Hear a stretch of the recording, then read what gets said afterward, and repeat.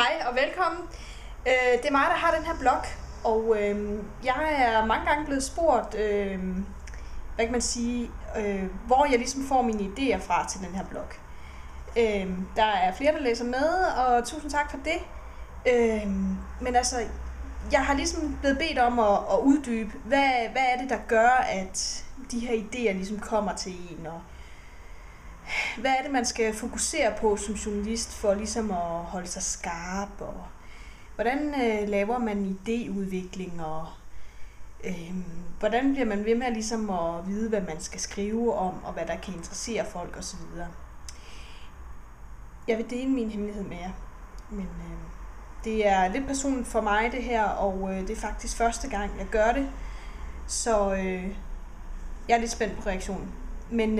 Men min hemmelighed, den sidder faktisk på højre skinben. Det er et lille billede af Anne fra dette års Robinson-ekspedition, der har gjort, at jeg i de seneste 2 uger har kunne holde mig enormt skarp skrivemæssigt. Anne har ligesom en eller anden kvindelig kraft på en eller anden måde, som strømmer fra det her billede, taget fra Se og Hør, op igennem min krop, og gør, at mange af de her journalistiske, fantastiske, brillante idéer kommer til mig midt om natten. Så får du Anne fra Robinson-ekspeditionen nok? Det tror jeg ikke, hvis du ikke er så succesfuld, som jeg har været.